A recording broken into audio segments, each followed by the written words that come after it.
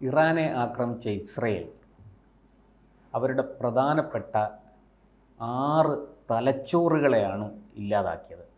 അതിൽ 3 പേർ ഉന്നത സൈനിക പദവിയിലുള്ളവരും 3 പേർ ഈ ആണവ പരീക്ഷണങ്ങളുമായി ബന്ധപ്പെട്ട് ആണവായുധം വികസിപ്പിക്കുന്നതുമായി ബന്ധപ്പെട്ട് പ്രവർത്തിക്കുന്ന 3 ഉന്നതരുമാണ്. എന്തുകൊണ്ടാണ് സാർ ഇസ്രയേൽ വളരെ കൃത്യമായിട്ട് ഈ ഉന്നത സൈനിക പദവിയിലുള്ളവരെയും ഈ ഉന്നത ആണവ ശാസ്ത്രജ്ഞരെയും ലക്ഷ്യമിട്ട് അവരെ വധിച്ചത്? അതാണല്ലോ അതിൻ്റെ തന്ത്രം. പ്രഭവ കേന്ദ്രം തന്നെ നോക്കി എറിയുക, ഉന്നം വെച്ചിരിക്കുന്ന അതാണ്. അവിടം തീർക്കുക, അത് കഴിഞ്ഞാൽ പിന്നെ പ്രശ്നമില്ലല്ലോ. ഇല്ല. ഈ ഇങ്ങനെ ഒരു യുദ്ധം തന്നെ പൊട്ടിപ്പുറപ്പെട്ടതിൻ്റെ കാര്യം എന്താണ്? ഇറാൻ്റെ കയ്യിലുള്ള ആണവ ശേഷി അല്ലേ? അതെ. അത് ലോകത്തിന് തന്നെ വലിയ നാശം.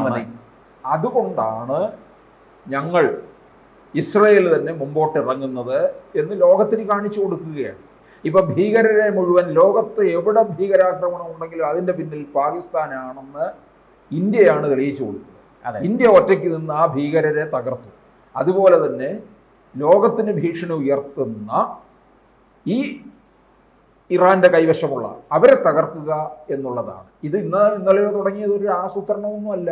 7-8 മാസമായിട്ട് ആസൂത്രണം ചെയ്തു വരികയാണ്. 7-8 മാസമായിട്ട് ആസൂത്രണം ചെയ്തു വരുമ്പോൾ എന്ന് പറയുമ്പോൾ പ്രശാന്തെ ഓർത്തിരിക്കേണ്ട ഒരു കാര്യം, വലിയ തയ്യാറെടുപ്പാണ്. ട്രംപുമായിട്ടുള്ള ആലോചന തന്നെയാണ്. ട്രംപ് പിന്നെ ജനുവരിയിലാണല്ലോ അധികാരത്തിൽ വന്ന്, നവംബറിൽ അവിടെ തെരഞ്ഞെടുപ്പ് കഴിഞ്ഞു, ഡിസംബറിൽ തെരഞ്ഞെടുപ്പ് പൂർത്തിയായി.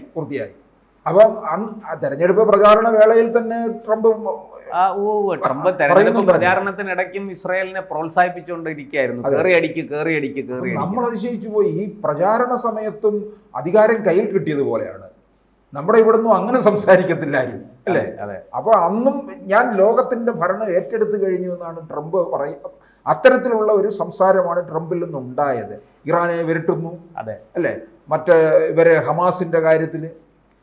അപ്പോൾ എനിക്ക് തോന്നുന്നത് ട്രംപിന്റെ ചില നീക്കം മറ്റു ചില തരത്തിൽ ഉണ്ട്. ഇസ്രായേലിന് അമേരിക്കയുടെ അകമഴിഞ്ഞ പിന്തുണയുണ്ട് എന്നുള്ളത് സത്യമാണ്, വാസ്തവമാണ്. അത് ഈ പിന്നെ ഓർക്കുന്നുണ്ടോ, ഈ ഗാസ മുഴുവൻ ഒഴിപ്പിക്കുക എന്ന് ട്രംപ് ഒരു നിർദ്ദേശം വെച്ചു. ഈ അവിടെയുള്ള 20 ലക്ഷം പേരെ മുഴുവൻ വേറെ ഇടത്തേക്ക് പാർപ്പിക്കുക. അവിടെ വേറെ 2 രാജ്യത്തിലേക്കാണ്, ജോർദാനിലേക്കും.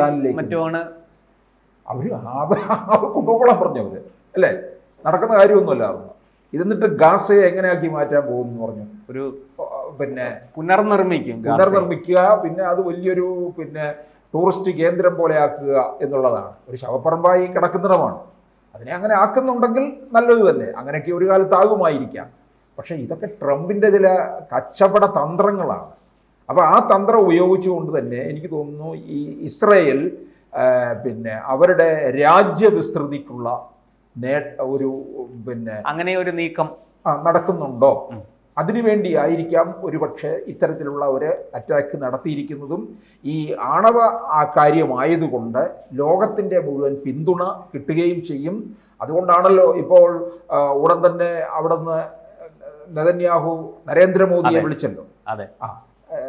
നരേന്ദ്രമോദി ഇടപെടുന്നതൊക്കെ തന്നെ അതിൻ്റെതായ രീതിയിലായിരിക്കും. അതൊരു അവസാന വാക്കാണ്. മോദി പറഞ്ഞത് ഈ പശ്ചിമേഷ്യയിലെ അശാന്തിയും അസ്ഥിരതയും എത്രയും പെട്ടെന്ന് അവസാനിപ്പിക്കണം, അവിടെ സമാധാനവും ശാന്തിയും തിരികെ കൊണ്ടുവരണം എന്നാണ് നെതന്യാഹുവിനോട് പറഞ്ഞത്, ആവശ്യപ്പെട്ടത്. പക്ഷേ അത് പറയുമ്പോഴും ഞാൻ നേരത്തെ പറഞ്ഞതുപോലെ ഈ 8 മാസം മുമ്പ് തുടങ്ങിയ ഒരു ആസൂത്രണമാണ് ഇവരെ. ആസൂത്രണം ഇത് ഇപ്പോൾ ഇത്തരത്തിൽ അറ്റാക്ക് ചെയ്തുകൊണ്ടിരിക്കുകയാണ്. അവിടെ ഇറാന് വലിയ ടെഹ്റാനിൽ വരെ ഈ വിമാനത്താവളത്തിൽ വലിയ കനത്ത നാശം ഉണ്ടായി എന്നാണ് പറയുന്നത്. അതുപോലെ ഈ ഇസ്രയേൽ ഒരു മിസൈൽ വിട്ട് കഴിഞ്ഞാൽ തന്നെയും അത് ഇറാഖും ജോർദാനും കടന്നു വേണം ഇറാനിൽ എത്തേണ്ടത്. പിന്നെ ഇറാൻ്റെ ഈ പിൻബലമായിട്ട് നിൽക്കുന്ന കുറേ ശക്തികളുണ്ടല്ലോ, ഇവർ വളർത്തിക്കൊണ്ട് വന്നിട്ടുള്ള, നമുക്കറിയാം ഈ ഹമാസ്, ഹിസ്ബുള്ള,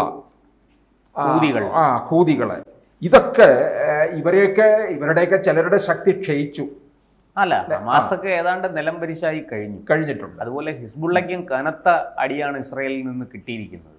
അടുത്ത കാലത്തൊന്നും ഹിസ്ബുള്ളയ്ക്കും അങ്ങനെ തലവൊക്കാൻ സാധിക്കില്ല. അതുപോലെ ഹൂതികളുടെ പ്രധാനപ്പെട്ട നേതാക്കളെയും ഇസ്രായേൽ ടാർഗറ്റ് ചെയ്തു ഇല്ലാതാക്കി. അങ്ങനെ വലിയ നാശം ഈ ഭീകര സംഘടനകൾക്ക് ഉണ്ടാക്കാൻ ഇസ്രായേലിന് സാധിച്ചു എന്നുള്ളത് ഒരു വലിയ നേട്ടമായിട്ടാണ് പൊതുവെ വിലയിരുത്തപ്പെടുന്നത്. ഈ ഹമാസും ഹിസ്ബുള്ളയും ഹൂതികളും പിന്നെ ഇടയ്ക്ക് ഇറാനോടുമായിട്ടായിരുന്ന 4 പേരോടാണ് ഇസ്രായേൽ ഒരേ സമയം യുദ്ധം ചെയ്തത്. അതെ, ഹമാസിനെ ഒരു ഭാഗത്ത് ഒതുക്കി വരുമ്പോൾ ഹൂതികൾ തലപൊക്കും, അല്ലെ? അവരെ ഒതുക്കുമ്പോൾ ഹിസ്ബുള്ള അവരുടെ അടുത്ത നിര ഉയർന്നുയർന്നു വന്നുകൊണ്ടിരുന്നു. അതെ, അവരെ സംബന്ധിച്ചിടത്തോളം അങ്ങനെയാണല്ലോ പ്ലാൻ ചെയ്യുന്നത്. ഈ അടി നിരന്തരം തുടരുക മാത്രമേ ഇസ്രായേലിന് വഴിയുള്ളൂ. അതെ, അന്ന് പക്ഷേ ആ രാജ്യത്തുള്ള ജനത്തിന് യാതൊരു ഭീതിയുമില്ലായിരുന്നു കേട്ടോ. ഇപ്പോൾ ഇസ്രായേൽ ഭരണാധികാരി പറയുന്നുണ്ട്, കനത്ത ജാഗ്രത പാലിക്കണം എന്ന് പറയുന്നുണ്ട്. അപ്പോൾ ഇത് നിസ്സാരമല്ല. 2024 ഒക്ടോബർ 7 സംഭവിച്ച ദാരുണമായ ഒരു എന്താ പറയുക സംഭവം, അത് ഇസ്രായേലിനെ വളരെയധികം ഈ ഭയപ്പെടുത്തുന്നുണ്ട്. കാരണം ഒരു സംഗീത നിശയിൽ പങ്കെടുത്തിരുന്ന, ഒരു ആഘോഷത്തിൽ പങ്കെടുത്തുകൊണ്ടിരുന്ന ആൾക്കാരെയാണ് ഈ ഹമാസ് കയറി ആക്രമിക്കുകയും കുറേ പേരെ വധിക്കുകയും അവിടുന്ന് സ്ത്രീകളെയും കുട്ടികളെയും അടക്കം തട്ടിക്കൊണ്ടുപോവുകയും ചെയ്തത്. അത് ഇസ്രായേലിനുണ്ടാക്കിയിരിക്കുന്ന ആഘാതം ചെറുതല്ല. അതുകൊണ്ട് തന്നെയാണ് അവർ കണ്ണും പൂട്ടി അടിക്കുന്നത്. ഈ ഹമാസിനെ ഒരു കാരണവശാലും ഇനി തല പൊക്കാൻ അനുവദിക്കില്ല എന്ന് നെതന്യാഹു പറഞ്ഞു കഴിഞ്ഞു. അതുപോലെ തന്നെ ഹമാസിന് പണവും ആയുധങ്ങളും കൊടുത്ത് സഹായിക്കുന്ന ഇറാൻ, ആ ഇറാനിലെ ഈ മതനേതൃത്വം, മതഭരണകൂടം, അതിനെ ഇനിയും ഇത്തരത്തിൽ വിധ്വംസക പ്രവർത്തനങ്ങൾ നടത്താൻ ഉള്ള ഒരു ബലം, ഒരു ശക്തി ഇനി ഇറാൻ ഉണ്ടാകില്ല, അതിനെ തകർക്കും എന്ന് നെതന്യാഹു അന്ന് തന്നെ ആ ഒക്ടോബർ മാസത്തിൽ തന്നെ വ്യക്തമാക്കിയിരുന്നു.